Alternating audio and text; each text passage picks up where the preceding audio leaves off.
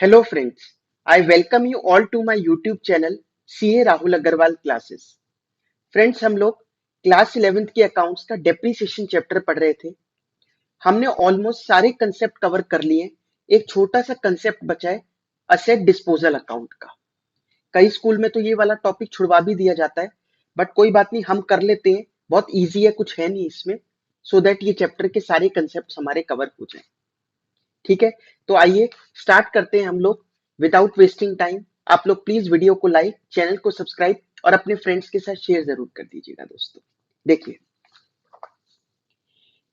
सबसे पहले आप लोग देखिए question number 25 TS Grewal book में से, following balances appear in the books of messrs Amrit as on 1 April 2020।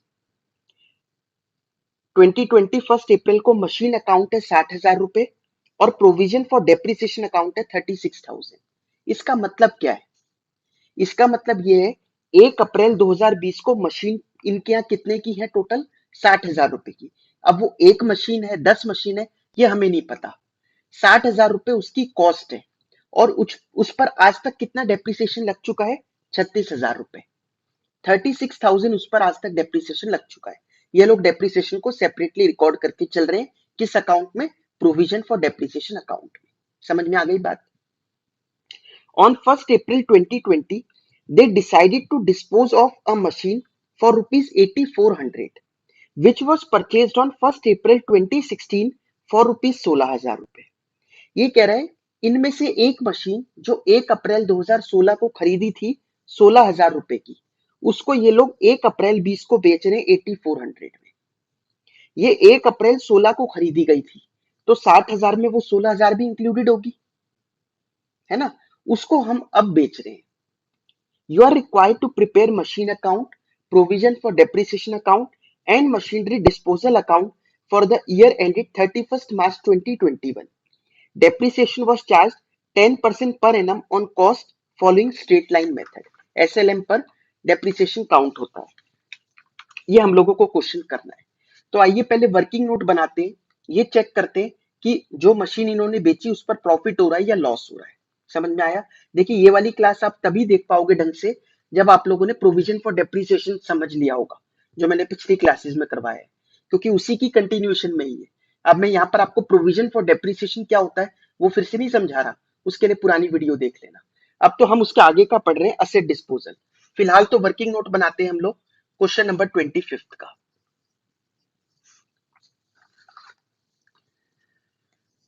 Cost of machine on किस दिन खरीदी थी? 1 अप्रैल 2016। इसकी कॉस्ट थी मशीन की 16,000 रुपए की। ठीक है, less depreciation for.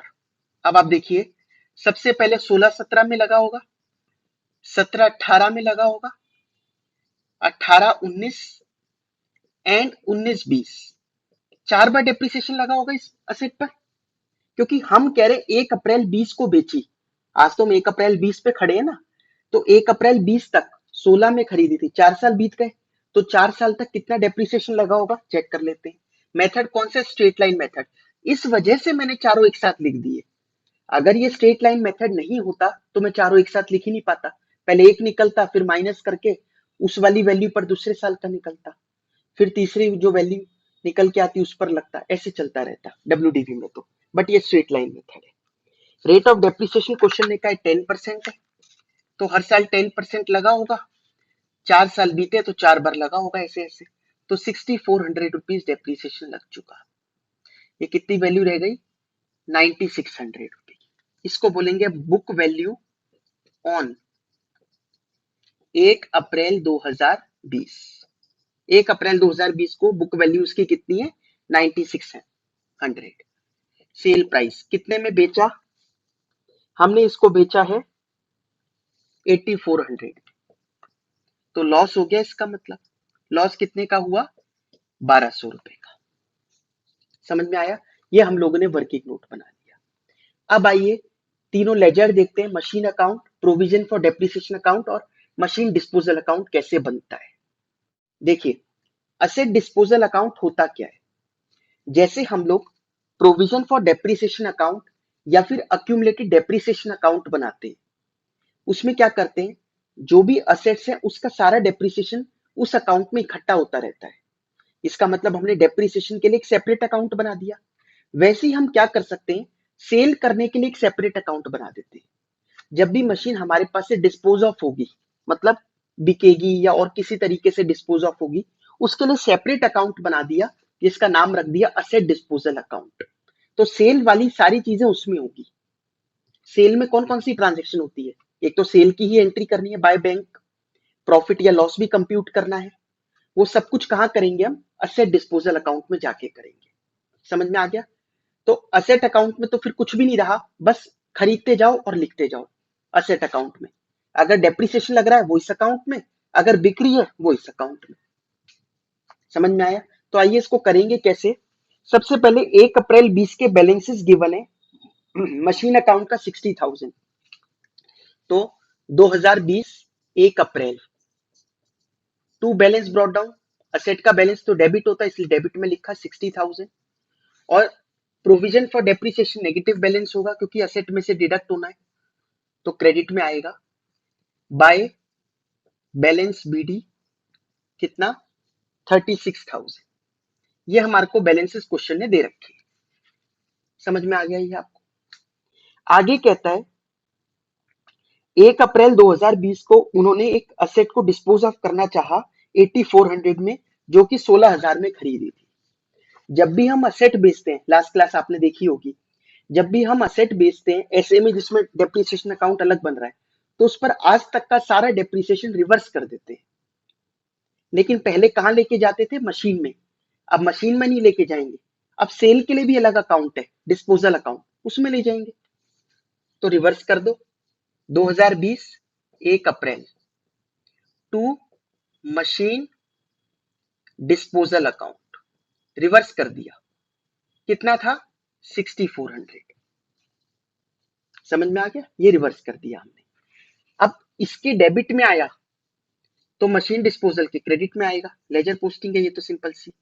2020 1 April bye कौन से अकाउंट से आया, बाय प्रोविजन फॉर डेप्रिसिएशन 6400। अब डिस्पोजल में ये तो सिर्फ डेप्रिसिएशन है कितने की वो असेट, वो कहां लिखा होगा, मशीन अकाउंट में। तो मशीन अकाउंट से कॉस्ट हटा दो, ठीक है। मशीन अकाउंट में चलो, यहां से उसकी कॉस्ट हटाकर कहां ले जाओ, मशीनरी डिस्पोजल अकाउंट में। तो by machine disposal account, cost हटा दी। कितनी कॉस्ट थी उस वाली असेट की, 16,000 रुपए। यहां से कॉस्ट हटा दी, यहां से डेप्रिसिएशन हटा दिया, दोनों कहां ले गए, डिस्पोजल अकाउंट में। तो डिस्पोजल में आओ, 2020 1 अप्रैल टू मशीन अकाउंट 16,000। समझ में आ गया। अब देख लो कितने में बिक्री है, कितना कह रहा था क्वेश्चन, 8400 में। तो बाय बैंक 8400, प्रॉफिट हो रहा था या लॉस, वर्किंग नोट में हमने निकाला है, तो बाय लॉस हो रहा था, by P and L account 1200 रुपए। बस हो गया, सेल तो हो गई। टोटल कर दो दोनों साइड, ये मैच करना चाहिए, इसका भी 16,000 ही आना चाहिए, ठीक है। असेट डिस्पोजल अकाउंट खत्म हो गया। बस ये होता है असेट डिस्पोजल अकाउंट में, कॉस्ट निकाल के लाओ असेट में से, डेप्रिसिएशन निकाल के लाओ प्रोविजन फॉर डेप्रिसिएशन में से, सेल की वैल्यू लिखो, प्रॉफिट या लॉस की वैल्यू लिखो, खत्म। ये असेट डिस्पोजल है। अब बाकी लेजर्स को क्लोज करेंगे। उससे पहले जब साल खत्म होगा तो बचे हुए असेट्स पर क्या लगेगा, डेप्रिसिएशन। तो 2021 31 मार्च बाय डेप्रिसिएशन अकाउंट, टोटल 60,000 की थी, उसमें से 16,000 वाली बिक गई, तो बची कितने की, ये बच गई 44,000 की, है ना। 44,000 की एसेट्स बच गई, उस पर कितना डेप्रिसिएशन लगाएंगे, 10%। तो ये हो गया 4400। क्लोज कर दो, यहाँ आ गया 40,400। तो 40,400 इधर डिफरेंस बचेगा टू बैलेंस कैरिड डाउन 2021 31 मार्च ये आ जाएगा 34,000। ठीक है, अब 2021 ऑपोजिट साइड पर बैलेंस को ब्रॉट डाउन कर दो, बाय बैलेंस ब्रॉट डाउन 34,000। समझ में आ गया?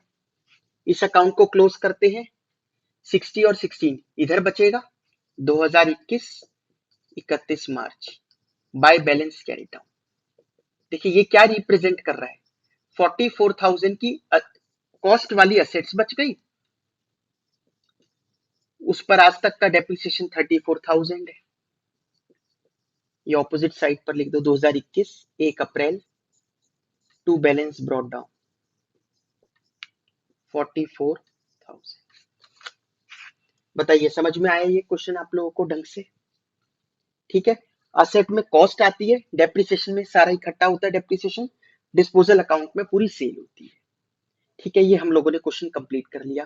प्लीज वीडियो को लाइक, चैनल को सब्सक्राइब और अपने फ्रेंड्स के साथ शेयर जरूर कर दीजिएगा दोस्तों। Thank you so much.